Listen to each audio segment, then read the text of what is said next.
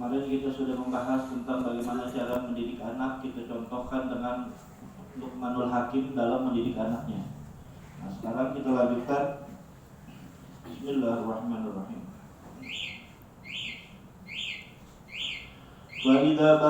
فإذا بلغ الطفل وهو عاقل فقد صار مكلفا وتوجه على الخطاب والمطالبة من الله بالأمر والنهي والوعيد والثواب والعقاب. Dan apabila seseorang anak kecil udah berakal dan akhir balik, maka terkenalah yang namanya hukum kewajiban menjalankan syariat agama. Artinya kalau udah balik, dia wajib sholat, dia wajib puasa Ramadan, ya. Dan di umur balik inilah dia wajib melaksanakan perintah Allah, menjauhi larangan Allah, ya. Dan itu akan diberikan pahala atau diberikan dosa, ya. Ini orang yang udah balik, wa amarallahu al-hafizainil karimaini minal malaika an yaquba lahul hasanat wa alaihi sayyiat ahaduhuma an yaminihi wa huwa sahibul hasanat wal akhiru inda syama'ilihi wa huwa sahibus sayyiat. Dan Allah memerintahkan kedua malaikat yang tugasnya ini mencatat amal-amal baik pada manusia maupun amal-amal buruk, ya. Allah memerintahkan dua malaikat yang selalu mengawasi kita, ibaratullah. Allah Subhanahu wa taala mengatakan di dalam Al-Qur'anul Karim, Allah katakan, wa inna 'alaikum lahafizin kiraman katibin ya'lamuna ma taf'alun. Ya, di situ dan sesungguhnya bagi kalian itu ada yang menjaga,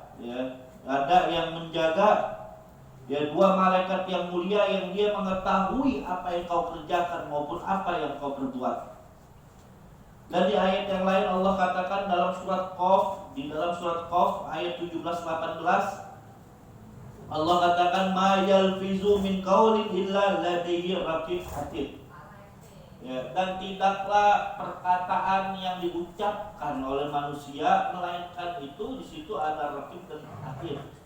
Raqib yang mencatat amal baik kita, atid yang mencatat amal buruk kita. Ya kan? Ada orang mikir pakai logika. Gimana ya, tintanya gimana tuh, nyatetnya gimana, bukunya gimana tuh, ya kan? Kalau manusia ini sampai 80 tahun tuh kira-kira tinta malaikat gak habis tuh, lembarannya gak habis tuh, apa malaikatnya gak bingung. Nah ini pakai logika, ya. Kita nggak usah jauh-jauh pakai ilmunya Allah dah, ilmu manusia aja. Kita kenal yang namanya flash disk, tahu flash disk? Flash disk itu kecil tapi bisa untuk menghimpun ratusan ribu data, kan gitu. Itu ilmu manusia, flash disk. Apalagi ilmunya Allah Subhanahu wa taala. Semua akan nanti terprogram, ya, apa yang kita kerjakan semuanya. Lalu di sini dikatakan waqad umira an yahfazu ala jami'a aqwalihi wa af'alihi min al-khairi wasyarri muddata hayatihi ila an yamut. Maka sungguh diperintahkan kita untuk menjaga semua perbuatan maupun ucapan kita, ya, dari kebaikan, ya, dan juga kita menjaga supaya tidak berbuat kemaksiatan, keburukan selama kita ini hidup, ya, selama kita hidup sampai mati, ya. Makanya ada yang bilang, Ustaz, kan manusia kan tempatnya lupa, tempatnya alfaan. Manusia ini kan nggak maksum. Betul, nggak maksum. Manusia itu nggak maksum, bukan kayak malaikat dan bukan kayak nabi, ya. Tapi ingat, manusia itu, ya, kita itu diberikan akal oleh Allah. Makanya manusia itu, kita itu sering-sering zikir kepada Allah. Dengan kita zikir, bertaubat, itu bisa meleburkan kita punya dosa, ibaratnya. Beda sama iblis. Kalau iblis melakukan dosa nggak mau taubat, ya. Makanya di dalam Di dalam satu riwayat dikatakan syaqiya iblisu bi khamsati asya. Ya, iblis itu celaka dengan 5 perkara. Ya. Yang pertama, lam yakirra bidzunub. Iblis nggak pernah mengakui kesalahan. Iblis nggak pernah mengakui dosanya. Dia melawan perintah Allah, nggak mau tunduk terhadap perintah Allah. Iblis merasa betul apa salah? Merasa betul. Lam yakirra bidzunub, tidak mau mengakui dosa-dosanya. Jadi kalau ada manusia yang merasa sok suci, nggak mau tobat, nggak mau introspeksi diri, nggak apa bedanya sama iblis di baru. Lam yakirra bidzunub. Ya, iblis itu tidak mau mengakui dosanya. Beda dengan Nabi Adam. Nabi Adam walaupun melakukan kesalahan, ya, walaupun itu sebetulnya kesalahan, ya, dalam arti Nabi itu tetap maksum, tapi karena Nabi Adam pangkatnya Nabi, yang sebetulnya itu sesuatu yang kurang bagus, tapi melekat pada yang Nabi itu juga itu menjadi sesuatu yang kurang bagus. Tapi sebetulnya Nabi Adam itu tidak bermaksiat kepada Allah dengan makan buah kuldi, tapi karena dia lupa dari perbuatannya itu. Makanya dalam surat Toha dijelaskan dan tidak dikatakan dalam surat Toha bahwasanya Nabi Adam itu memakan buah kuldi itu lupa. Ya, ada satu riwayat karena terbujuk dengan istrinya, istri terbujuk dengan syaitan, dengan iblis. Ya, saya kasih contoh begini, kita nggak sholat tahajud, wajar nggak? Wajar. Kita nggak tahajud itu sunnah. Sunnah artinya kita kerjakan dapat pahala, kita nggak kerjakan kita nggak berdosa,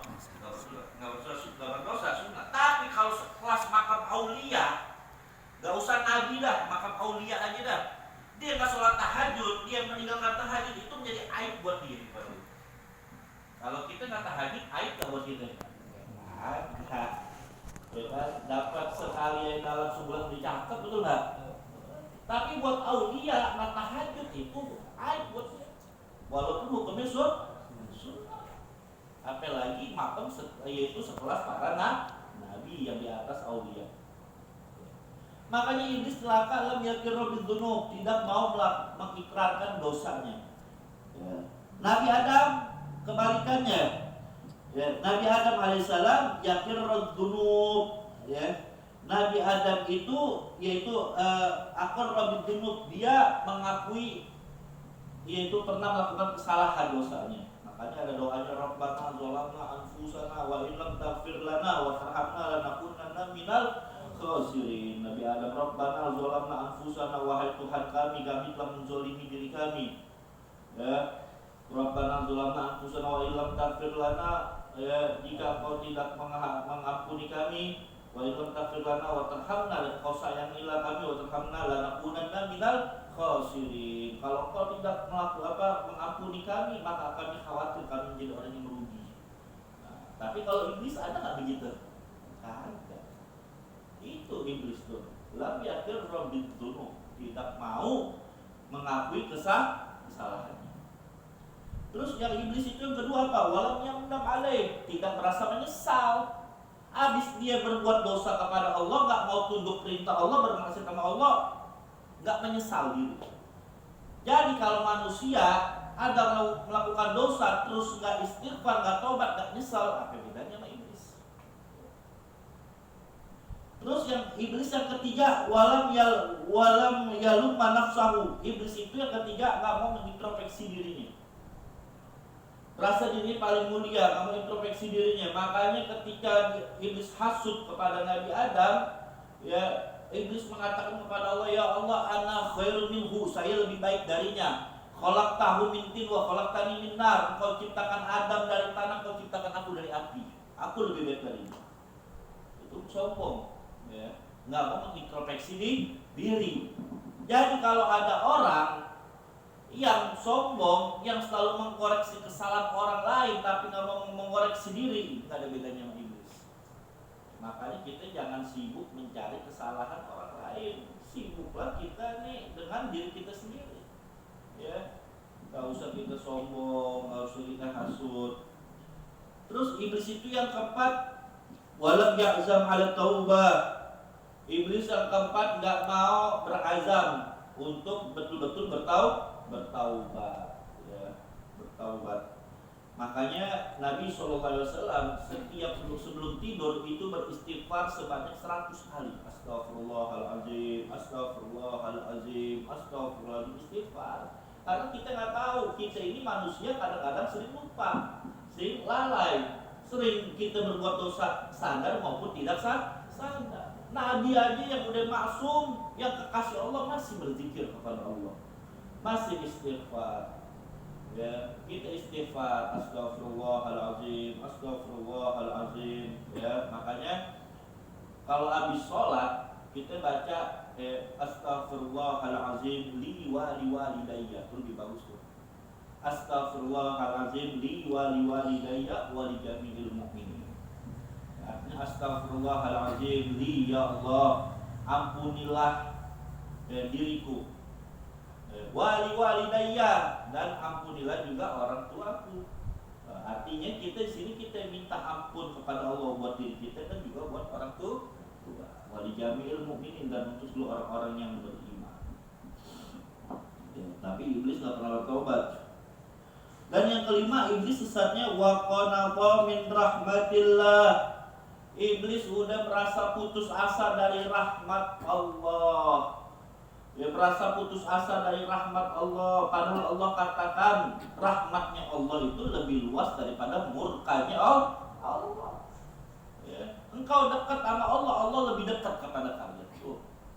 Makanya di dalam Al-Quran katakan fadhkuruni adhkurkum. Ini perhatikan kata-kata yang menarik nih. Fadhkuruni, kata Allah, ingatlah aku. Ya. Lalu Allah jawab, Allah perintahkan kan kita untuk ingat. Allah perintahkan kita agar kita untuk mengingat Allah. Fadhkuruni, ingatlah aku, kata Allah. Adhkurkum, maka aku akan ingat kepada kalian. Nah, yang menarik itu kata-kata adhkurkum. Adhkurkum itu dalam bahasa Arab fi'il mudhari'. Ya. Fi'il mudhari' itu dalam bahasa Arab kata kerja yang sedang dilakukan, bisa juga yang akan dilakukan, dan yang akan masa depan dilakukan. Itu namanya fi'il mudhari'. Makanya Allah tidak mengatakan fadhkuruni dzakartu, ingatlah kepadaku maka aku ingat kepada kalian, enggak. Tapi Allah menggunakan fi'il mudhari', fadhkuruni adhkurkum, ingatlah kepadaku maka aku akan ingat kepada kalian. Artinya apa? Tadi saya katakan, ya, kalau fi'il mudhari' itu kata kerja yang sedang dilakukan atau yang akan dilakukan atau yang sangat jauh dilakukan. Ya, kalau fi'il madhi itu kata kerja yang sudah dikerjakan. Kayak saya minum, bahasa Arab kan misalnya ana asyrabul ma, saya akan mau minum. Saya akan mau minum. Ya. Atau bisa juga saya sedang minum. Itu fi'il mudhari' itu. Saya sedang minum atau saya akan mau minum. Ya. Beda kalau syaribtu, saya sudah minum, artinya saya sudah minum, udah saya nggak minum lagi karena saya sudah minum. Tapi di situ Allah katakan fi'il mudhari' adhkurkum, ingatlah kepadaku, fadhkuruni, ingatlah kepadaku, adhkurkum, aku ingat kepada kalian. Artinya engkau ingat kepada Allah, Allah sekarang juga akan ingat kepada kalian dan akan terus mengingat kalian. Makanya di dalam ayat yang lain, innallaha wa malaikatahu yusholluna 'alan nabi. Yusholluna itu fi'il mudhari'. Sesungguhnya Allah dan malaikat memerintahkan sholawat kepada Nabi. Ya, innallaha wa malaikatahu yusholluna 'alan nabi. Sesungguhnya Allah dan malaikat bersolawat kepada Nabi. Yushollun artinya Allah dan malaikat pun ya itu bersolawat kepada Nabi Muhammad SAW. Solawatnya nggak putus karena fi'il mudhari'. Beda kalau fi'il madhi sudah dikerjakan. Kembali di sini, fadhkuruni adhkurkum tuh. Allah tidak mengatakan fadhkuruni dzakartukum, enggak. Ya, kalau pakai fi'il mudhari', fadhkuruni dzakartukum. Ya, kalau pakai fi'il madhi, kalau andai kata pakai fi'il madhi, kata kerja lampau, ingatlah kepadaku, dzakartukum, kata Allah, aku telah mengingat kepada kalian. Udah, artinya telah, udah selesai. Tapi pakai fi'il mudhari' menarik, fadhkuruni adhkurkum, ingatlah kepadaku, aku akan mengingat kepada kalian dan terus akan ingat kepada kalian.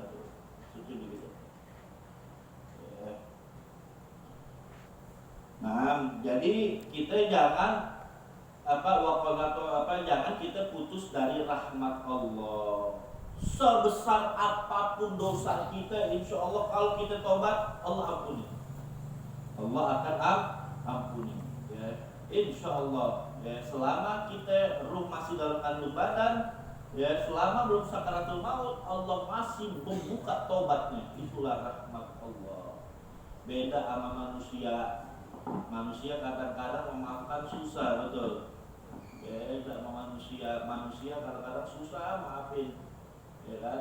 Apalagi ada orang yang sering kita bantu, udah sering kita bantu terus bikin kesalahan, kita mengkelaku kurang ajar atau diri, lu kan begitu. Udah gue sering bantu, ya lu kurang ajar sama gue maafin. Itu manusia begitu tuh. Kalau Allah enggak, Allah maha memberi taubat selama sang hamba mau betul-betul tobat kepada Allah. Ya, makanya tuh dianjurkan kita muhasabah sebelum tidur. Muhasabah, zikir, ingat tadi pagi kita dosa apa nih, maksiat apa, siang tadi kita melakukan apa, dosa apa. Itu kalau mau tidur begitu tuh. Ya, kita bermuhasabah, ya, 10 menit, 15 menit sambil zikir kepada Allah, astagfirullah, astagfirullah. Ya, insya Allah kita nggak ada tahu, kita tidur belum tentu besok hidup lagi, nggak ada tahu. Siapa bisa menjamin? Betul nggak? Ada yang bisa menjamin umur manusia? Nggak bisa. Ya, kalau Allah takdirkan kita mati malam itu, alhamdulillah kita mati husnul khotimah, mati dalam keadaan bertobat kepada Allah Subhanahu wa Ta'ala. Ya. Tapi kalau iblis waqona atau min rahmatillah, dia sudah putus asa dari rahmat Allah.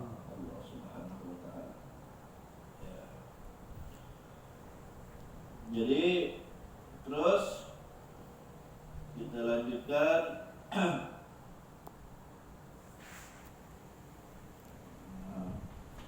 Sini dikatakan wa 'alal abi wal wali idza balagha tiflu an yujaddida 'alai tadhkir bi 'ulumil iman wa 'ilmil amri wan nahy in kana qad sabaqa عليه منهم التعريف لذلك والتذكير به قبل البلوغ فإن هذا الذي صار إلا يطور أخير ولو فيه شأن آخر. Dan dikatakan atas seorang bapak maupun wali itu kalau ada anak bapak itu dia meninggal dirawat sama kakek, itu kakeknya jadi walinya. Atau ada seorang anak bapaknya meninggal dirawat sama paman, maka paman itu menjadi walinya, pelindungnya, ya. Maka apabila seorang bapak atau walinya itu harus betul-betul mengingatkan kepada anak tersebut dengan pengetahuan keimanan, dengan ilmu-ilmu syariatnya Allah, diajarin tuh, diajarin supaya dia kenal Allah, supaya dia kenal Nabi Muhammad, supaya dia tahu baca Quran. Nah, itu tanggung jawab bapak tuh. Kalau dari kecil nih anak gak pernah kita didik, akhirnya dia udah balik gak ngerti Quran, gak tahu Allah, gak ngerti sholat, kita asik ibadah sendiri, kita nanti masuk surga gak jadi, dipanggil oleh malaikat. Anak kita protes, ya Allah, tar dulu dong, saya gak mau sendiri dong, saya masuk neraka betul, saya maksiat, tapi saya begini gara-gara bapak saya gak pernah ngajarin saya sholat, bapak saya gak pernah ngajarin saya ngaji, bapak saya ibadah asik sendiri, ngaji asik sendiri, puasa sendiri, nggak pernah menegur saya. Ini gak ada bapak saya, akhirnya dia masuk neraka juga. Ya, makanya itu ya kewajiban orang tua mengarahkan itu anak ya. Wa huwa wa in kana qad balagha wa sara mukallafan wa mukhataban bi amrillah fa huwa muhtajun ma'a dzalika ila ziyadatil hadd min huma wa tadbir wa ta'rif bima dzakar. Ya, maka dikatakan ya, di sini apabila seseorang anak yang udah mukallaf, yang udah balik, ya udah baliknya anak kita tetap kita ingetin. Ya tetap kita ingetin walaupun dia anak udah balik. Ya, dia udah ngerti tapi tetap kita sebagai orang tua kita ingetin. Udah sholat belum? Gimana ngajinya? Ya. Tetap diingetin. Nah, terus ya terus juga tetap diingetin dari pentingnya menuntut ilmu, ya. Min wujubil faraid, dari kewajiban-kewajiban, minas sholati wasiyam, dari sholat dan puasa, wa tarkil maharim, dan kita berkewajiban meninggalkan hal-hal yang diharamkan oleh Allah Subhanahu wa taala. Ya. Terus di sini dikatakan فَإِذَا بَلَغَ الطِّفْلُ فَقَدْ دَخَلَ بِبُلُوغِهِ فِي أَوَّلِ طُورِ الشَّبَابِ مِنَ الْعُمُرِ وَهُوَ مِنْهُ حَالُ النَّشَأِ وَإِقْبَالُ الْقُوَّةِ وَأَكْمَلُهَا وَأَجْدَارُهَا بِاكْتِسَابِ الْحَسَنَاتِ وَالْعَمَلِ بِالصَّالِحَاتِ وَاجْتِنَابِ السَّيِّئَاتِ وَالْأَعْمَالِ الْمُنكَرَاتِ لَمَّا فِيهِ مِنْ تَوَاكِرِ النَّشَاطِ وَاسْتِكْمَالِ الْقُوَّةِ. Nah, di sini dikatakan, dan apabila seseorang anak muda balik, dia balik itu udah masuk dewasa ya, dia udah masuk seorang anak muda. Tadi kemarin kita udah bahas, orang udah balik kurang lebih umur 15 tahun, betul. Antara umur 15 tahun sampai 35 tahun itu disebut masa muda. Itu disebut masa muda. Disitulah Allah cinta kepada orang pemuda yang melaksanakan perintah Allah di atas segala-galanya. Ya. Karena masa muda ini kita betul-betul manfaatkan. Di dalam hadis dikatakan ada 7 golongan orang nanti di hari kiamat yang Allah berikan perlindungan, yang tidak ada perlindungan kecuali perlindungan Allah. Salah satunya seorang pemuda yang rajin beribadah. Ya, betul. Yang rajin beribadah. Ya. Makanya kemarin kita ingatkan, ya, masih muda, mumpung tenaga masih sehat, banyakin sholat, banyakin puasa, raup pahala sebesar-besarnya. Mumpung kita masih kuat, mumpung kita masih muda, mumpung kita masih belum banyak penyakit. Itu bekal kita untuk di masa tua. Kenapa? Andai kata nanti kita udah di masa tua, kita gak mampu lagi puasa Ramadan, betul? Gak mampu lagi sholat sunnah banyak, betul. Tapi gara-gara waktu masih muda kita rajin puasa, kita rajin bersunnah, walaupun di masa tua kita udah gak mampu lagi, Allah catat pahalanya sama ketika kita masih muda. Makanya dalam surah At-Tin dikatakan bahwasanya di situ dikatakan watini wa zaitun wa tur sin wa hadzal baladil amin laqad khalaqnal insana fi ahsani taqwim tsumma radadnahu asfala safilin, dan kemudian manusia kami balikkan dia kepada usia yang paling rendah, yang paling bawah. Ya kan manusia gitu, dari kecil orang gak punya apa-apa, ya kan, misalnya lemah, nanti balik juga menjadi lemah. Ya. Asfala safilin illal ladzina amanu wa amilus solihati, kata Allah, kecuali orang-orang yang beriman yang mengerjakan amal soleh, falahum ajrun ghairun mamnun, bagi mereka ganjaran pahala tanpa terputus. Ulama tafsir mengatakan pahala tanpa terputus ketika di masa muda dia gemar ibadah, tapi ketika tua dia udah gak mampu lagi, maka dia akan mendapatkan pahala waktu masih mudanya.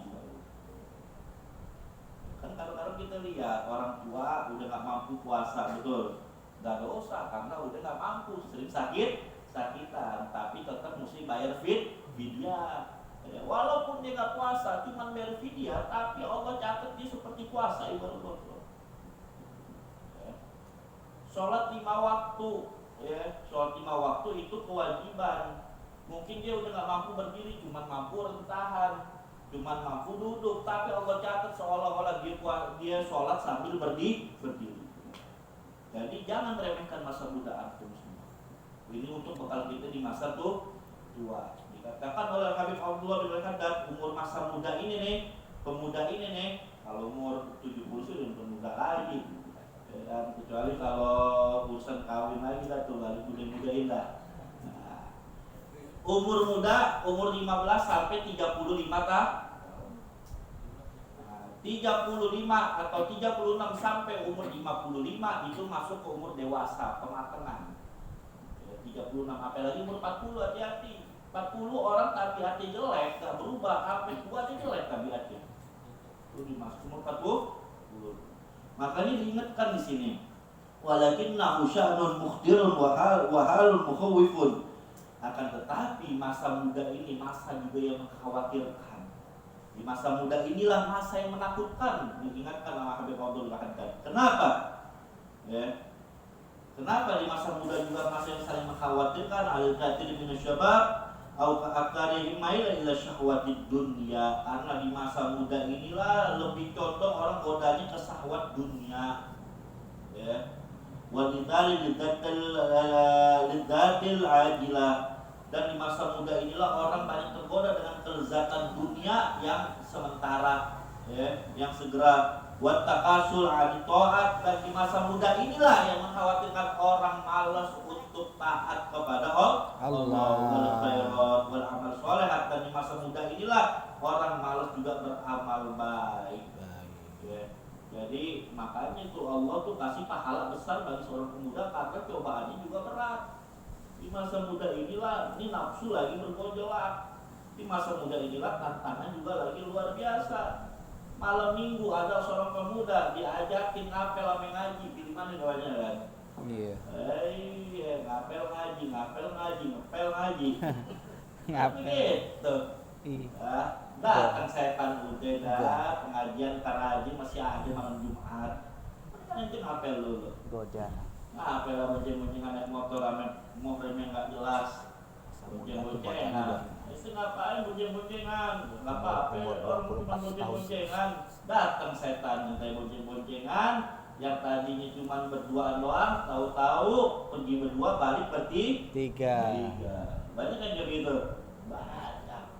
Ini cobaannya nih luar biasa nih, ya. Seorang pemuda juga cobaannya luar biasa. Ya makanya Allah cinta. Ya makanya dalam hadis ajaba rabbuka min syabin la subwata lahu.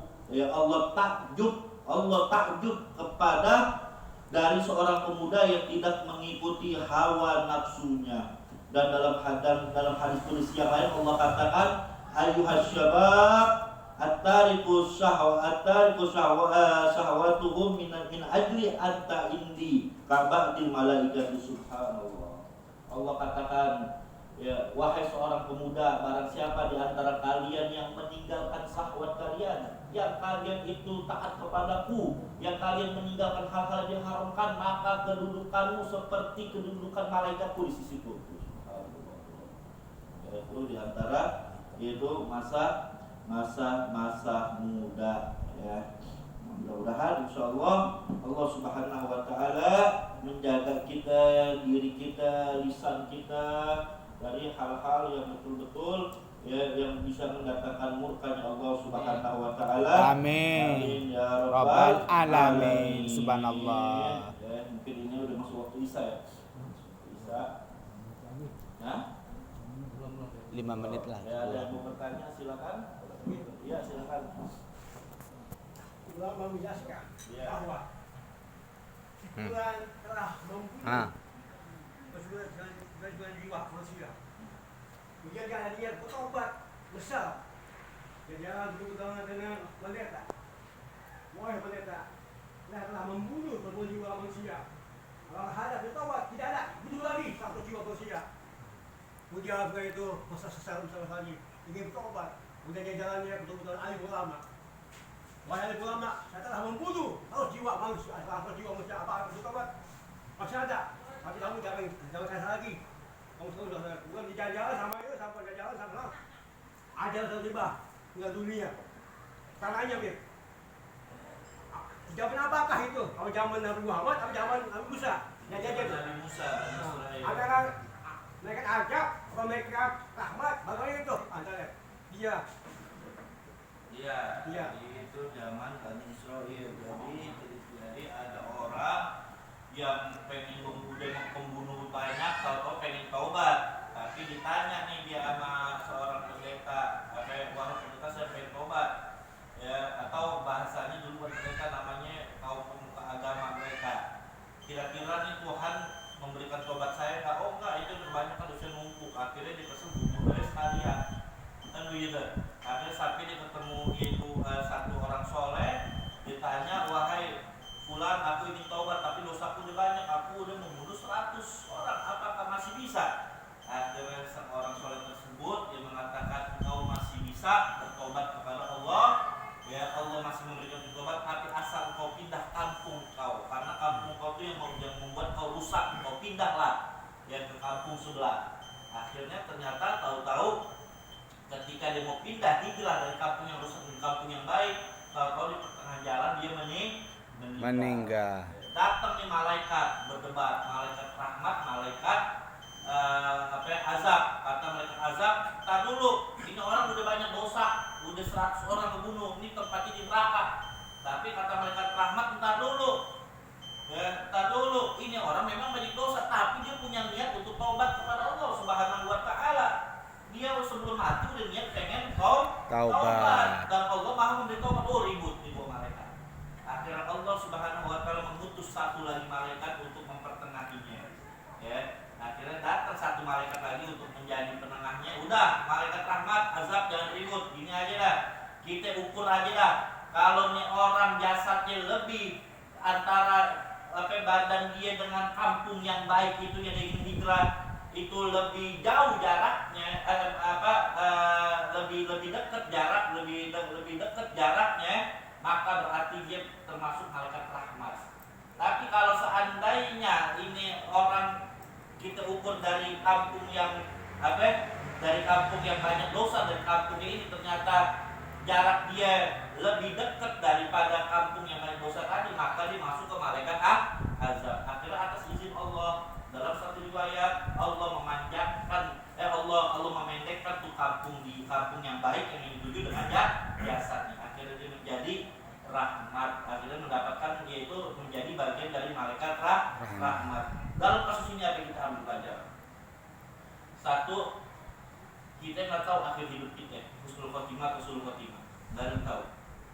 Orang sekarang kita sholat, sekarang kita ingat Allah, sekarang kita kumpul di majelis taklim, tapi ingat belum tentu kita mati husnul khotimah. Subhanallah. Belum tentu. Lalu bagaimana Habib? Apakah kita sia-sia? Enggak, antum bagus kumpul sini. Kita bersyukur, ingat Allah. Kita bersyukur bisa ngaji. Kita bersyukur daripada orang-orang yang nggak pernah ngaji, yang nggak pernah sholat. Kita bersyukur. Justru karena syukur inilah kita pertahankan kita syukur kita kepada Allah Subhanahu. Kita pertahankan. Allah udah kasih hidayah. Oh, si fulan kenal kiai, kenal Habib, duduk di majelis taklim, itu hidayah. Berapa banyak orang belum tahu hidayah, nggak dapat hidayah, belum bisa ngaji. Oh, si fulan udah bisa sholat, alhamdulillah, itu hidayah. Ya, itu hidayah. Ya, harusnya kita pertahankan. Sebaliknya, ada orang yang sering kita lihat maksiat, yang sering kita lihat bermaksiat jauh dari Allah, itu jangan masuk kita vonis dia ahlul maksiat, dia ahlul belum tentu. Bisa juga dimati husnul khotimah ibadah. Nggak ada yang tahu di akhir hidup orang, ya nggak ada yang tahu. Makanya dalam hadis Nabi mengatakan ya bahwasanya ada orang yang sering melakukan kebaikan terus antara dia dengan surga udah dekat. Tahu-tahu ketika di ujung akhir hayatnya dia berubah menjadi orang ahli maksiat, mati husnul khotimah. Sebaliknya ada orang yang sering maksiat, akhirnya antara dia dan neraka udah dekat, tahu-tahu dapat hidayah tobat dia masuk surga. Ini kalau memahami hadis, satu, Allah udah berikan kita nikmat, kita jaga. Dan yang kedua, orang yang jauh dari Allah jangan kita katain, justru kita ajak, kita rangkul, kita ajak ngaji. Itu namanya dakwah ilallah, mengajak kepada Allah. Dakwah itu bukan tugas ustaz, bukan tugas kiai, tapi tugas kita semua itu ya. Nah, mungkin itu aja, insyaallah. Karena udah masuk waktu azan bisa, insyaallah minggu depan kita akan membahas khusus tentang masalah fikih kurban. Kan Idul Adha tanggal berapa itu? Tanggal 31.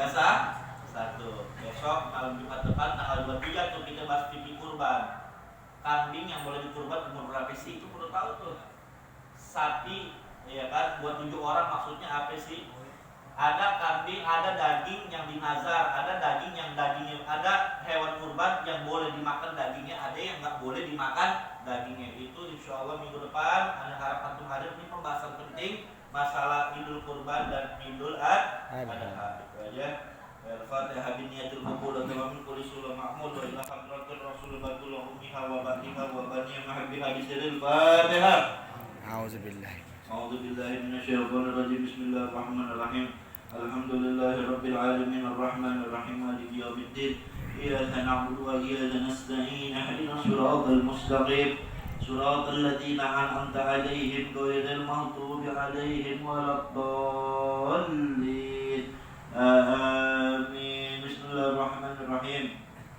Alhamdulillahirabbil alamin hamdan yuwafi ni'amahu yukafi mazidah. Allahumma shalli wa sallim ala sayyidina Muhammad wa ala ali sayyidina Muhammad. Allahumma inna nas'aluka wal afiyah wal mu'afata daima fid dunya wad dunya wal akhirah. Allahumma ighfir lana dhunubana wa ighfir dhunuba walidina. Allahumma arzuqna sihhatan wal afiyah wa tulil umur fi ta'atillah wa fi ta'ati Rasulillah sallallahu alaihi wasallam. Rabbana atina fid dunya hasanah wa fil akhirati hasanah wa qina adzabannar. Rasulullah sayyidina Muhammadin ummi wa ala alihi wa sahbihi wasallam. Alhamdulillahi rabbil alamin.